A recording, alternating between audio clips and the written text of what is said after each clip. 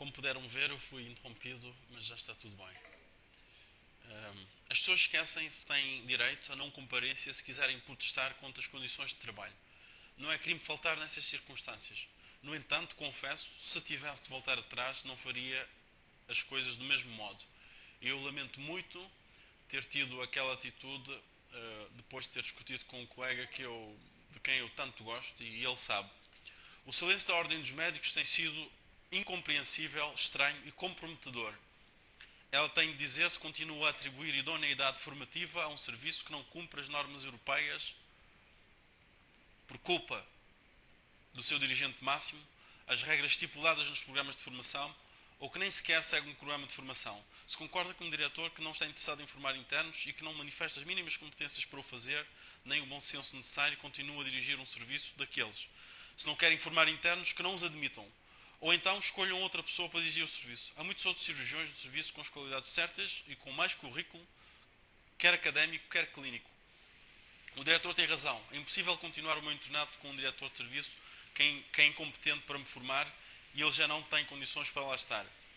Parece que para que eu volte ao meu internato, ele e toda a administração do hospital têm de ser chamados a responder pelos actos arbitrários e discriminatórios e, se justiça for feita, serão exonerados dessas funções de direção.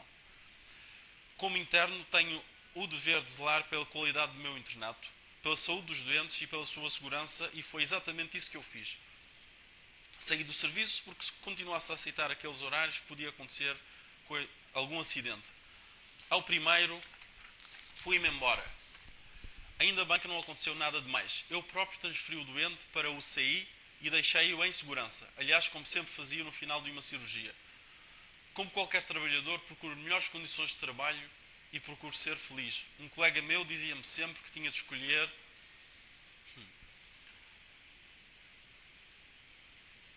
entre felicidade e cirurgia torácica. Sempre que lhe tentei explicar que ele não tem razão, que era uma falsa escolha.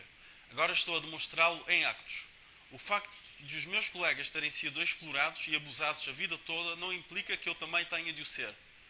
Na verdade, a grande objeção alegada pelo meu diretor de serviço é o facto de há 5 anos eu ter tido um desequilíbrio emocional e ter necessitado de um acompanhamento psiquiátrico por um curto período de tempo.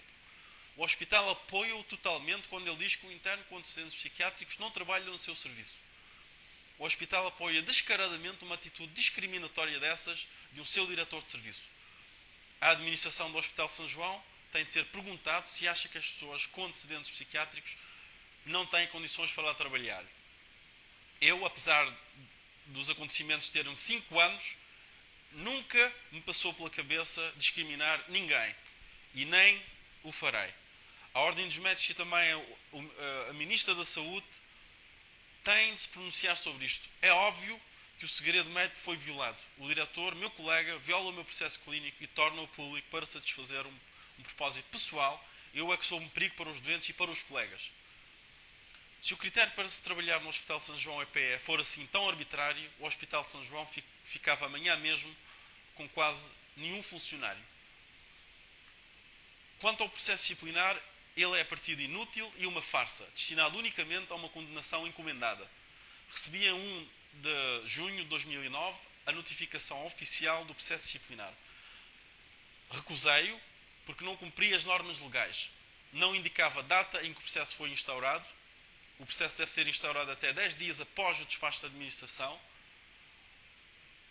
ordenando a sua instauração. E a sua instauração foi o dia 21 de 1 de 2009. Segundo o Decreto-Lei 58 de 2008, eu tenho de ser notificado 10 dias depois da deliberação para a instauração do processo disciplinar. E na notificação, o instrutor deve mencionar expressamente a data da instauração. O mesmo artigo, um outro decreto-lei. O mesmo decreto-lei, um outro artigo, desculpem. Notificam passados 5 meses do dito despacho porque pretendem que eu fique no meu gabinete fechado o mais tempo possível. Enfim, espero um processo disciplinar encomendado que logo a partida é nulo, pois deixei o serviço interrompendo o internato em 7 de julho de 2008. Ou seja, tudo o que se passou até essa data já prescreveu.